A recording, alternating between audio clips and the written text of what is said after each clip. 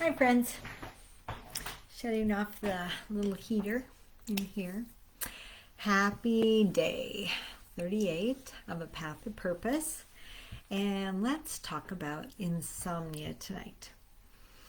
So, do you guys have those nights when you don't sleep well, or do you consistently not sleep well? Or are you on a medication to be able to sleep? So I just want you to think about some things that might be able to help you with sleeping. So, I have always been a great sleeper.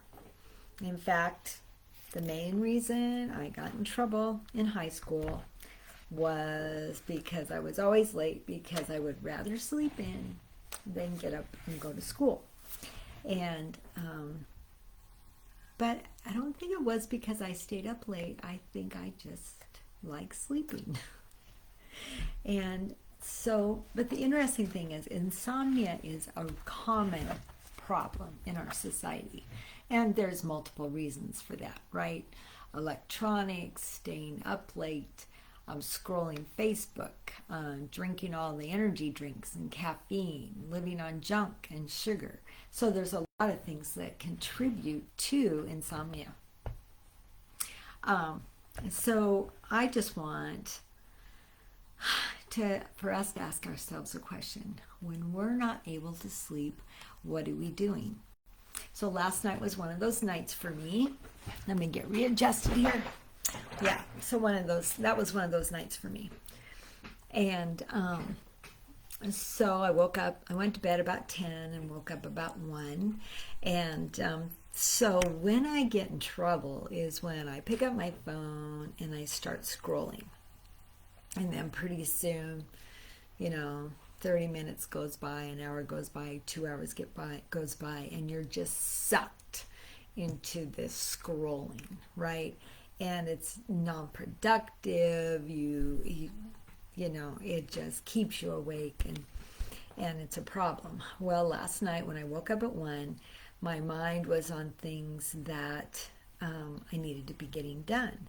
And so I purposely thought, well, this is crazy. I'm awake and I'm not going to sit here and scroll on my phone. So I'm going to get up and I'm going to work on some things. And so first of all, I spent some time in the Word, and then I had some assignments for my Bible classes that I needed to work on. So I started reading books and just studying and preparing for class. And so the great thing is I accomplished a lot. I went back to sleep probably 4 hours later for about 40 minutes and then got up and got ready for my day. So, but on those nights that I don't purposely go to bed, preferably by 9:30, and here it is 9:11, but that's typically if my watch will go off. It is time for you to start getting ready for bed. If I don't purposely go to bed with sleeping in mind, then that's when I start scrolling and I get distracted, or I turn TV on or whatever. And so I really have to be purposeful in my sleeping. So think about what are those times when you are struggling with not sleeping. What's on your mind? What maybe it just means getting up for a few minutes and being purposeful and getting whatever that if something's on your mind and you're not getting it done. I've heard many times, keep a pad and pencil next to your bed and just write your note down, and then you can set it there, and in the morning you can deal with it. And I have to admit, I did think of something last night, probably at 1, and I sent a text out because that way in the morning they would have it. But there was something on my mind. So I think for me, I should probably get that piece of paper and pencil out and have it sitting by my bed.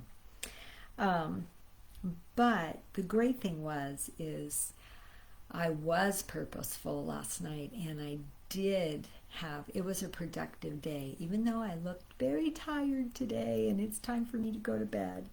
Um, I know that when I go home, I will sleep well, and and I have um, I have peace because I was successful and productive. So think about what causes your insomnia. Is it diet? Is it sugar? Is it staying up too late? Is it being on your techie stuff too late in the night? Because there's research out that um, it's those you know lights and rays and everything. I don't even remember. I've read articles on it, but it keeps you awake. Um, and are you able to just uh, quiet your mind? And I know for me, I remember a season I was going through where my mind was just really busy. And so I started quoting or memorizing a verse that I would think about as I was going to sleep. And during that season, it really helped me. And every time I woke up, I would just,